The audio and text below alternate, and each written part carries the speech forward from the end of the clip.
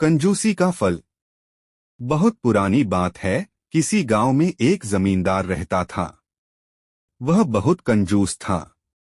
वह अपने खेत जोतने के काम में जिसे रखता, वह कुछ समय बाद ही काम छोड़कर भाग जाता था।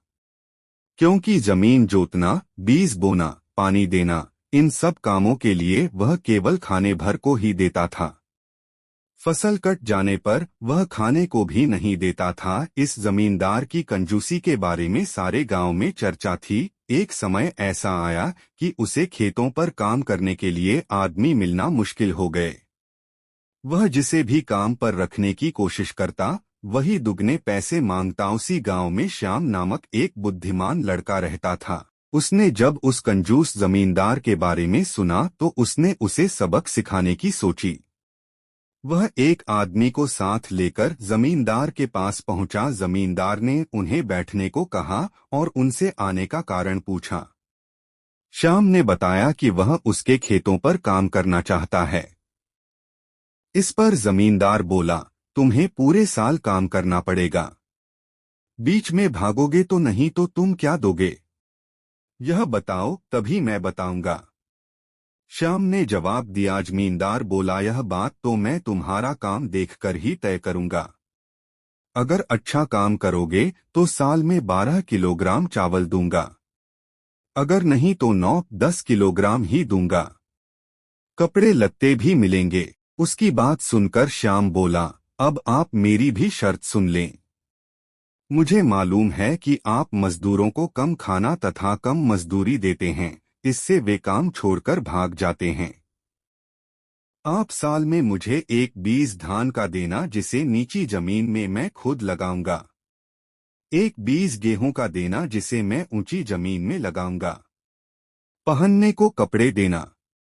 प्रतिदिन एक पत्तल चावल खाने को देना, एक पत्तल से अधिक नहीं मांगूंगा।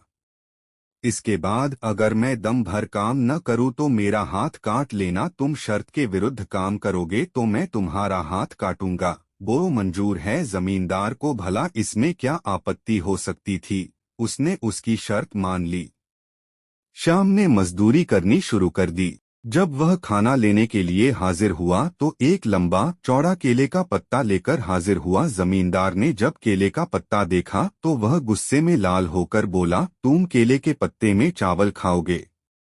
समझ क्या रखा है? पर मालिक, शर्त तो यही थी ना? श्याम मुस्कुराकर बोला, हाँ यही थी। जमींदार ने झुंझलाकर उत्तर दिया। विवश होकर उसे केले के पत्ते में ही चावल देने पड़े।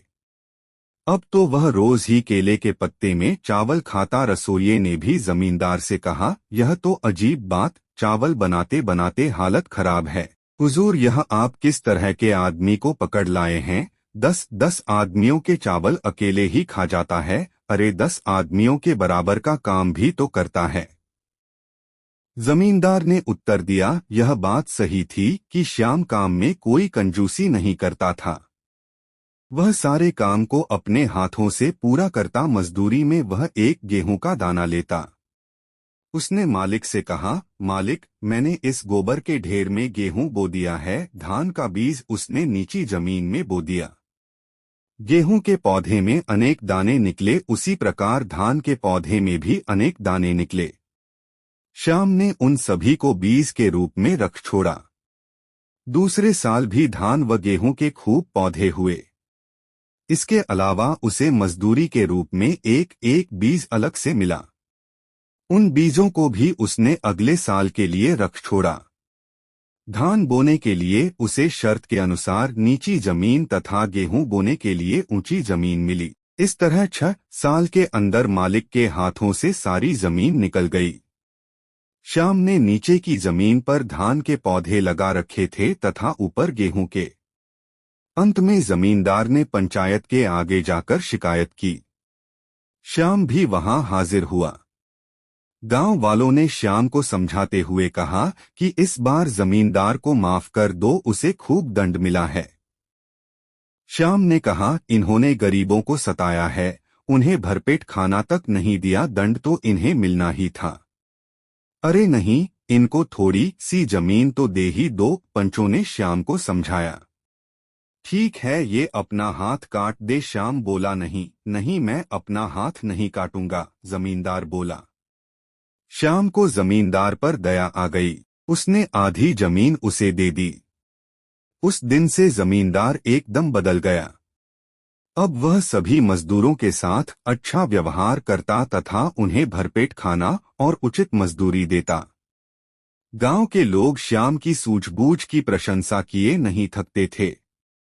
धन्यवाद। पूरा वीडियो देखने के लिए। आपको वीडियो अच्छा लगा हो तो प्लीज इसे लाइक करें, शेयर करें और चैनल सब्सक्राइब करें।